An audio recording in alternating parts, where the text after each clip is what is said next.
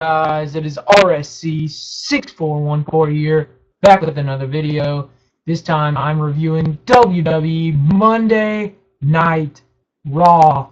Overall, gotta say, it was okay. It wasn't anything special. There really wasn't one match that stood out other than Daniel Bryan and Randy Orton, but we've seen that tons of times already from the previous feud. Triple H kind of buried Daniel Bryan a couple times.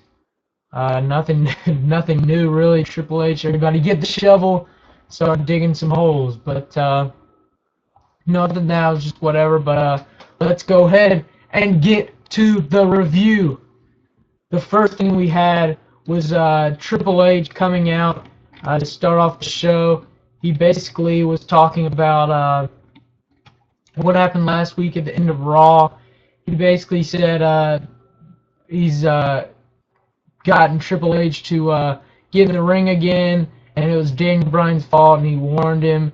And he says that they have a good show planned for tonight, and then out comes Batista when Triple H is about to walk out.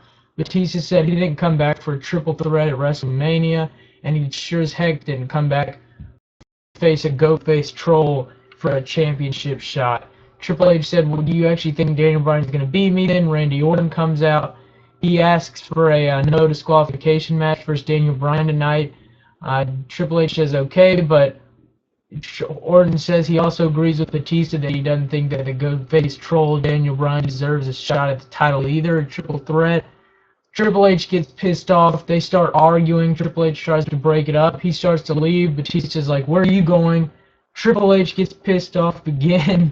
He basically yells at Batista, says he's a Hollywood star that came back and thinks he knows about the business, and Randy Orton is just a guy who needs someone to hold his hand to help him win, which is basically true for both guys over the past few months. And he says that Mr. McMahon was right. You can only trust yourself. So he says if he beats Daniel Bryan at WrestleMania, he will put himself in the triple threat for the title. So the winner of Daniel Bryan versus Triple H at WrestleMania will get put in the main event of the WrestleMania for WWE World Heavyweight Championship match. It'll be triple threat no matter what, and we head on to the show with that. So a good way to kick it off, good segment. I thought this was one of the best segments of the night, if not the best. The next thing we had was the Uso versus We the People, the Real Americans, non-title. This match was back and forth. Good match to kick off for the first match of the night. I thought it was entertaining. These two tag teams always put on a good match, so nothing different here.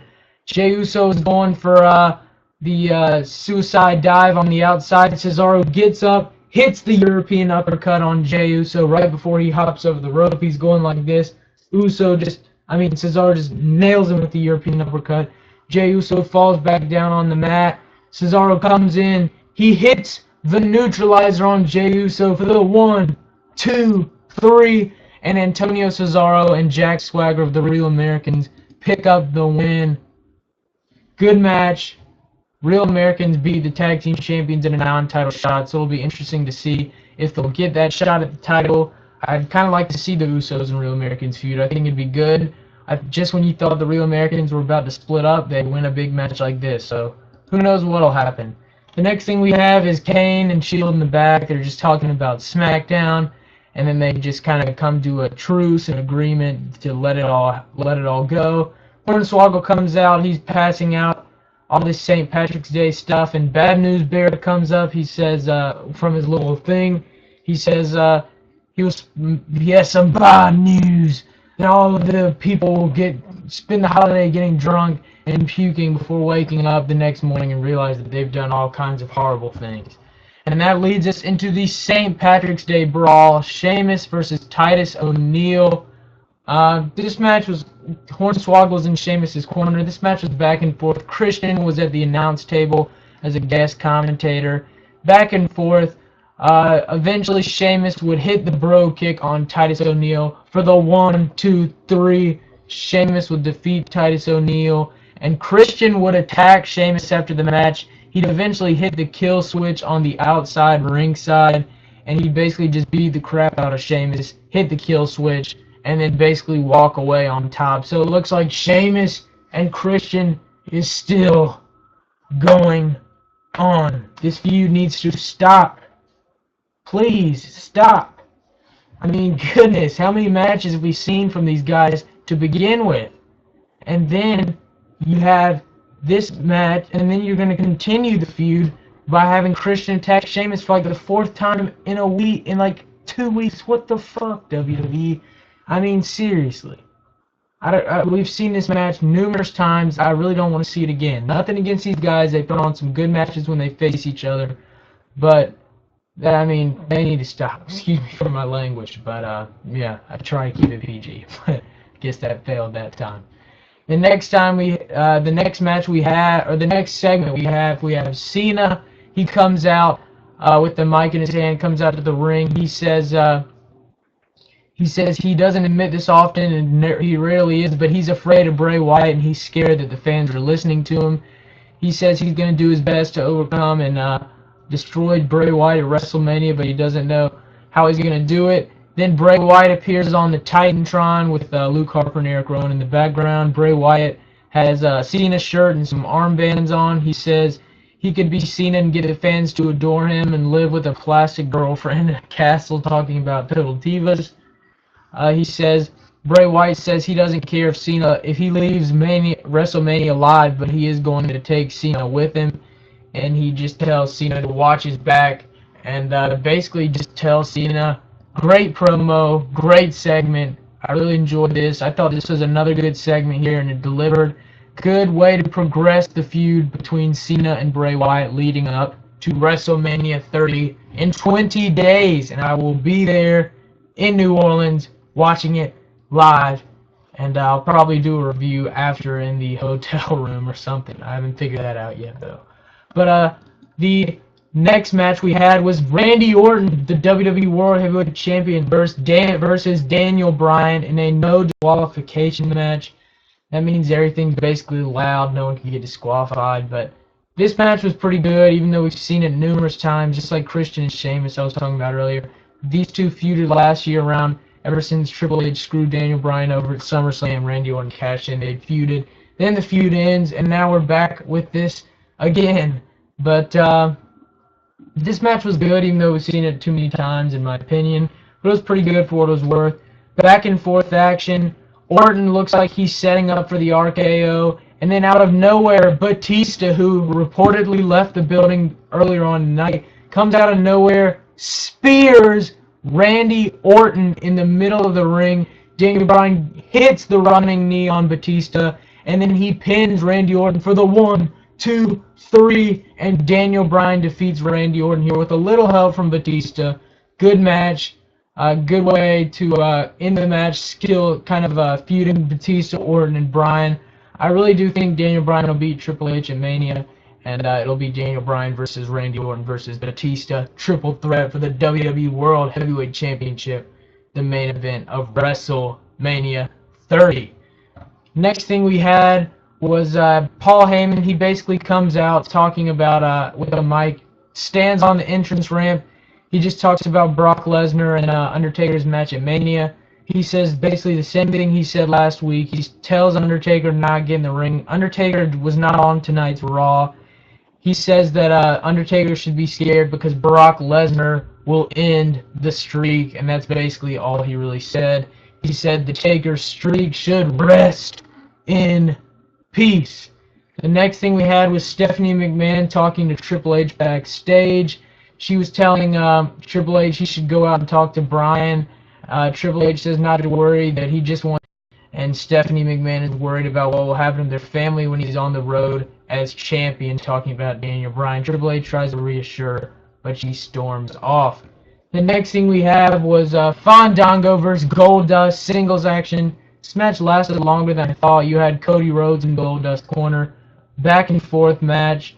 I mean, there's nothing really that stood out here. Goldust would go on the top rope. He'd try and hit his leg drop off the top rope for his finisher. Goldust would dodge out of the way, and he would hit the curtain call finisher, as he calls it, for the 1, 2, 3. Goldust defeats Fandango here in a good, okay match. Pretty good for what it was worth, but I mean, I guess these two just got thrown in the ring. But Goldust wins, kind of whatever. The next thing we have was Kane, who comes out. He says that he talks about investigating the Occupied Raw last night and whose idea it was. And was it Daniel Bryan's? He pins Jerry the King Lawler, who's ringside at the commentary table. He says it's Jerry Lawler's fault since they were in his hometown of Memphis. He tells Jerry to come in the ring and talk to Kane face to face. Jerry Lawler refuses. Kane calls out the Shield. The Shield come out. They corner Jerry, force Jerry to get in the ring. Then they're all cornering him. Rollins gets on the mic. He says that Daniel Bryan isn't coming to save him, and that the Shield does what's best for business. The Shield would then turn around. They would surround Kane. Kane yells at him. He starts trying to punch him, trying to fight off the Shield. But then 3 against 1. Roman Reigns would hit the spear on Kane, and then the Shield would triple powerbomb Kane in the middle of the ring. So it looks like the Shield are turning face now. It's interesting to see. I didn't really see this coming since they apologized earlier on in the night, but looks like the Shield swerved Kane in the WWE Universe for the most part, and the Shield look like they will be face for a little bit, just when you thought the Shield were going to split up, but who knows? So we will have to see what happens. The next thing, we had some Divas tag action, AJ Lee and Tamina versus the Funkadactyls. Naomi came out with this like glittery eye patch, so I called her Naomi the Pirate. She had a fresh eye patch though, for what it was worth. It was a good back and forth. I mean, this match really didn't matter to me at all, to be perfectly honest. I figured since they've been burying AJ Lee, she loses every match, it seems, but title matches.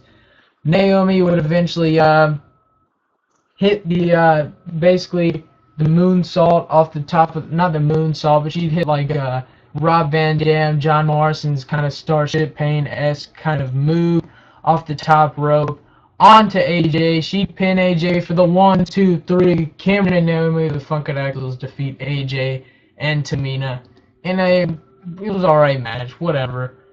Basically, AJ gets pissed after the match. She's arguing with Tamina, who's her bodyguard. She says Tamina can't do anything right. She never helps her win. Tamina pushes AJ Lee down in the ring. They stare at each other back and forth in the middle of the ring.